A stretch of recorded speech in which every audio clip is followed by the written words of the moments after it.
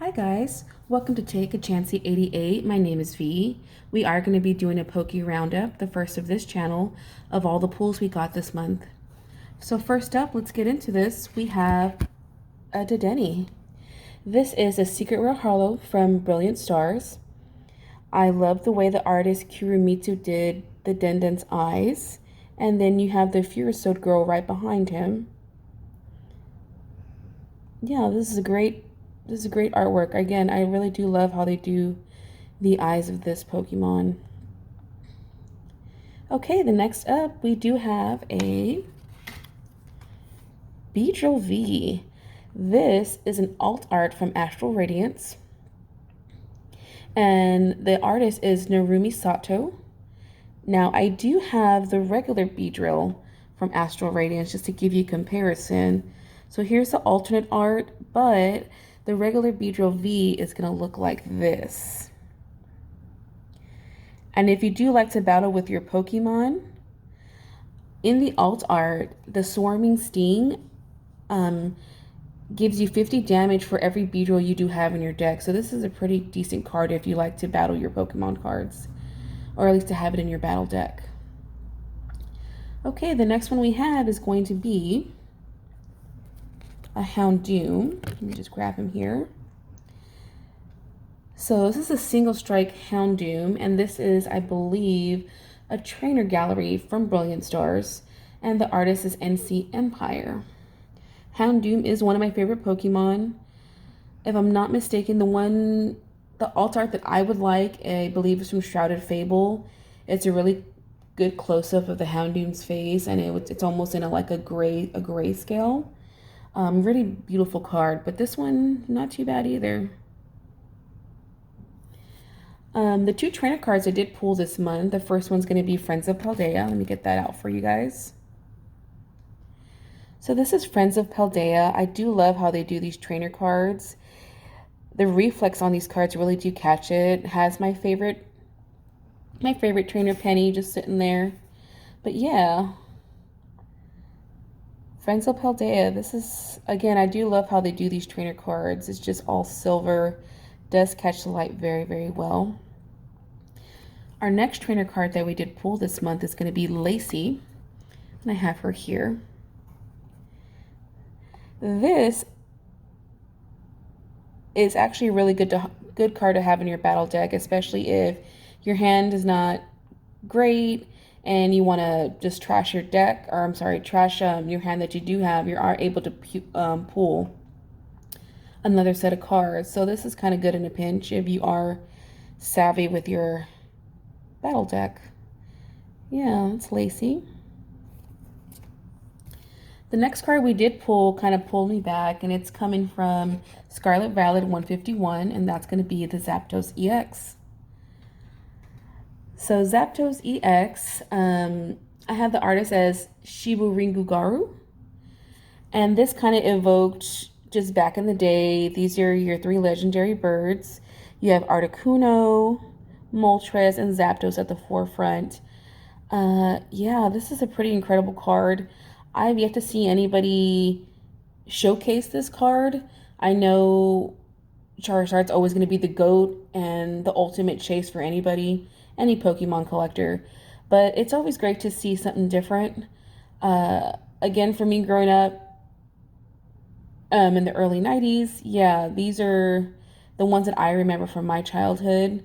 Also from the original, like red, blue. I know they had the yellow for the Game Boy. You always wanted to catch the Zapdos and Moltres, the Articuno. But this one is actually a very, very beautiful card. And actually, this is the most expensive pull when I looked it up online. Obviously, if it's a PSA 10, if you get it graded. But as it is now, it's about $55 on the market. But really not in for the money. This is a beautiful card right here. Our next card is going to be the Poliwhirl. This Poliwhirl actually also came from Scarlet Violet 151. I have the artist as Jemmy. See, we got that, Jemmy. And what I do like about all of these cards, or all the recent cards going back to Sword and Shield and to now, they do have cards that tell a story. So I wasn't looking for this one specifically. I'm always grateful for when I get a good alternate art. I'm sorry, illustration rare. So if I happen to get the Poliwag and the Poliwrath, I want to see the story that it tells. But you can see that this is a beautiful card. Different blues in there. Blue and green are my two favorite colors. Yeah, but seeing something like this close up, you can really see the artistry in these cards. Yeah, and speaking of green, this kind of evokes some nostalgia. Going back originally, back in the day again, my starter Pokemon was Bulbasaur, and we actually pulled the Ivysaur. So this Ivysaur, I have the artist as Yuriyuki Ikigami, and you can see a little reflection in there. He kind of looks like Bulba. But yeah, back in the day, Bulbasaur was my starter Pokemon. And then following through, they had the gold and the silver. And then I had the silver growing up. So I always caught the Lugia. Lugia is still one of my favorite Pokemon as well. But for the most part, the Bulbasaur evolution line will always be close to my heart. Bulbasaur, Ivysaur, Venusaur. And for me, those are my holy grails. So I'm actually really fortunate to grab this Ivysaur. Wasn't looking for him in particular, but I was very hard to get 151 anywhere. It's kind of getting very pricey just to get packs to even take a look at them. So again, I'm very fortunate that I was pulling this Ivysaur, something that really evoked that nostalgia from when I was a kid. So hopefully moving forward, I can get the Bulbasaur and the Venusaur to kind of put together and see what the story looks like. Coming in at number one for me, even though Bulbasaur Evolution line is my childhood in a nutshell, what really got me back into collecting Pokemon cards was actually Crown Zenith and Silver Tempest. And coming in at number one for me is going to be this Zacian V. This Zacian V, I believe, came from Astral Radiance. This is a trainer gallery, so we can see that there's Zacian V in his crown sword form, and here's Hop there. Again, and I said before, I really do appreciate how they make these cards that tell a story. A little background, at least on Zacian V and the Crown Zenith area.